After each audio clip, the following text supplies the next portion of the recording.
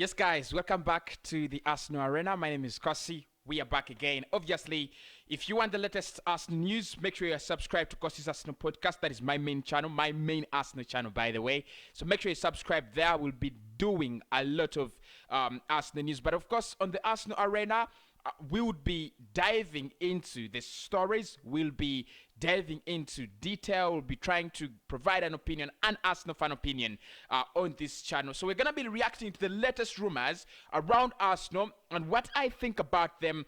Basically, what should we do in the incoming January transfer window? And that is what we're going to be doing throughout December and January. We have a couple of games in this month, so all your previews, all your match predicted lineups, make sure you subscribe to Cossy's Arsenal podcast. Link is in the video description. Let's get into it. So today we've been linked with Dennis Zakaria. Story number one there. Dennis Zakaria, of course, I always talk about Dennis Zakaria. He's one of those really interesting players, if you're going to ask me. Really young.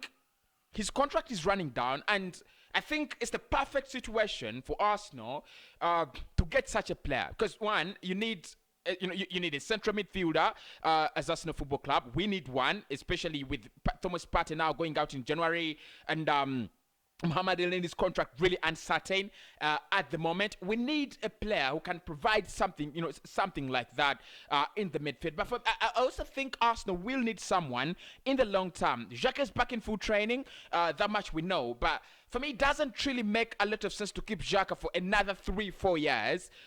We better bring in someone new. Yes, you need the experience, you need the leadership. He's been at the club for some time.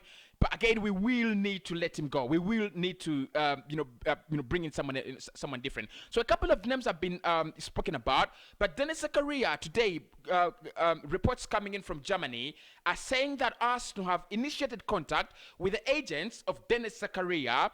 So the player knows that Arsenal want him, but we want to take him in the summer. We want to take him on a free in the summer. His contract runs down in June, and then when obviously in January he has all the liberty or the freedom or the rights to speak to a new club, to a foreign club probably, and then sign a contract with them, and then join them in the summer on a free. Arsenal looking to take advantage of that, for me, which is not something bad. Absolutely not something bad. My question, with this transfer is, why don't we do it as soon as January? Because in the summer, Dennis Zakaria will have a lot of options. Because if you look at clubs that are looking for central midfielders, United, however much they're looking at Amadou Haidara, but if they do not get Haidara, if they feel like we don't need to spend 33 million pounds to trigger the release clause of Amadou Haidara, they maybe could go for Dennis Zakaria, very very talented, very talented Swiss player there. So that's my question. I still feel Arsenal can do this transfer in January. Obviously, the only reason we can't do it in January is the fact that we already spent 156 million pounds in the summer, so it's gonna be hard for us to have another massive budget in January, and that is absolutely understandable. All the clubs, be it United, however much they have a new manager, I know if they get Amadou Haidara or if it's Chelsea, I don't think Chelsea will splash money in the January, but maybe it's Tottenham, because really against Spurs, apart from signing in Christian Romero, I think they didn't really bring in so many players. They also brought in Emerson Royal again from Barcelona, but I don't see them as a club that really spent a lot of money. But Arsenal, having spent 156 million in the summer, top spenders in Europe, we are going to struggle in January. We will struggle. But we need that kind of squad depth. We need the extra assistance, in terms of the squad. In terms of a squad, we need that extra assistance. And you can see, Pat is having a bad game. Mohamed Elneny, is not really up to the standard. If you had a player like Dennis Zakaria, Albusam Lekonga, Thomas Partey, and probably Ainsley, because Ainsley again is another wild card, not really wild card, but it's another card you cannot really throw away at the moment. So it would boost our midfield. Absolutely. Even if, because for me, Zakaria can come at Arsenal and he's not a starter. He can't come at Arsenal and becomes a starter, probably benches Abusim Lokonga, because I think he's better than Lokonga at what he does. Again, that kind of slow midfielder that just picks up the ball, drives it at a very, very slow pace, and then passes it forward. I mean, he's highly concentrated on the defensive part of the game rather than on the offensive. Now, I know many of you are going to tell me, especially if you've been watching me on Cossy's Arsenal podcast, you're going to say, Cossy, you said we need the offensive type of a midfielder. And I do not disagree with you, but this is for me an opportunity that Arsenal have to take.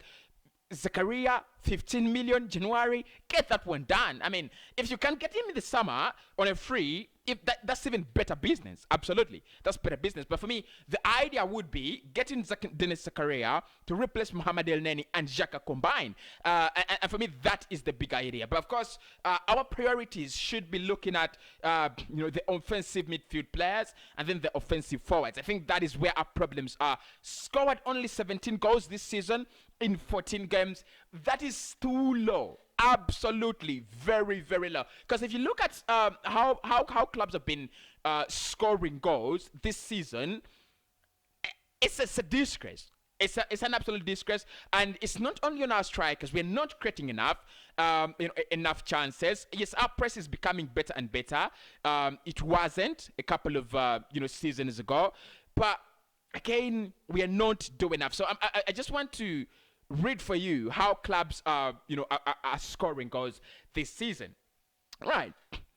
Manchester City, they have scored 32 goals this season. Liverpool have scored 44 goals this season. Chelsea have scored 35 goals this season. Now, you might say, Cossy, those are different kinds of clubs, and they're in a different lane. Aston Villa have scored 24 goals this season, and then Leicester City themselves have scored 23 goals this season. Brentford have scored 19 goals this season, and so are Crystal Palace. Leeds have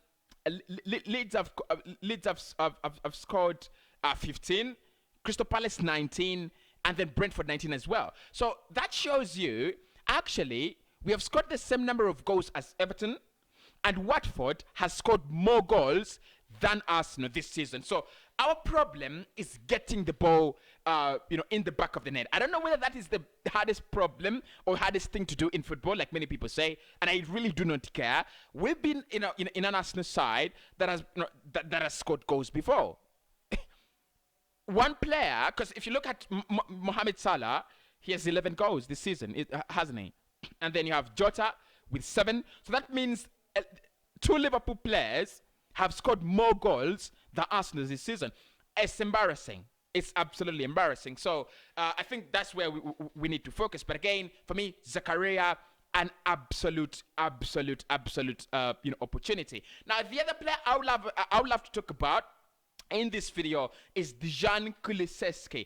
Now, speaking about offensive and speaking about getting players and things like that, in the offensive part of our game, Dejan Kulusevski, another one. Yes, I know we are linked with strikers. He's not really a striker. You could play him as a striker in a 4-4-2 or probably 3-5-2. You could just play him as a false 9, as a post striker, or anything like that. But he's basically not a striker.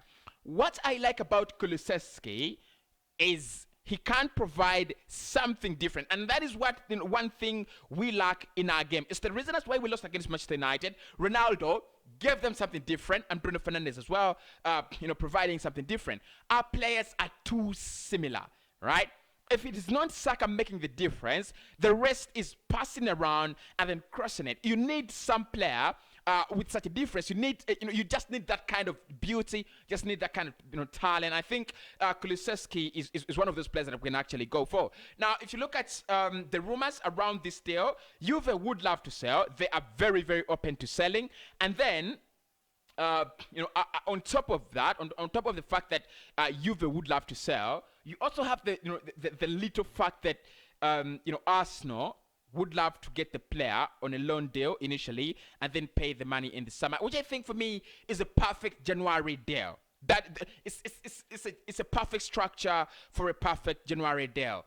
Get the player on loan and then let him, sign him, on a permanent in the summer. Probably, it could be an obligation, not. It could be 35 million euros. Look, guys, the truth is, some players we've got to let them go. Pepe, we've got to let Pepe go. Yes, he's a good player, and I feel like there is some talent in there. I've already said this. There is talent in Nicola Pepe, but it's never gonna work. And I know many people are gonna say, "Cause you're so raw to him, and you've not given him the chances and things like that." But it's not going to work. It's not going to work with Nicola Pepe. When I saw Manchester Arteta bring on Nketiah against United, it was over for Pepe. It was over Pepe. Because for me, again, in pecking order, it should be, in that game, it should have been, because we were looking for a goal, weren't we? Should have been Saka, Laka, and then Pepe. It didn't bring on Pepe. Pepe is finished at Arsenal. He's still a good player. He might actually, move on to become a very, very good player. But I feel like at Arsenal, it's really not going to work out. That's it. It's really not going to work out. So Dejan Kulusevski, again, that could be the player. He could be the player who comes in, replaces Nicola Pepe, but also gives us something different. Maybe on the wings, or probably as a support striker. Now, Lacazette and Aubameyang are leaving. I don't expect Arsenal to bring in, again, two strikers that are really traditional number 9s. I don't expect that, and I wouldn't want to see that. I want someone like a forward, just a forward. Someone who can dribble, someone who can score, shoot, someone who can create chances, and someone who can take the chances when created. And that could be Dejan Kulusevski. So, look, those two are the latest rumors, but of course, I will be reacting to every rumor linked with Arsenal on this channel and providing in-depth analysis on the club on this channel. And of course, if you want straight up news, Cossy's Arsenal podcast, that is the place. Make sure you subscribe to the channel, Cossy's Arsenal podcast, 34,000 subscribers over there, and we should subscribe to this one. By January, we should have 5,000 subscribers here by the end of January. See you then.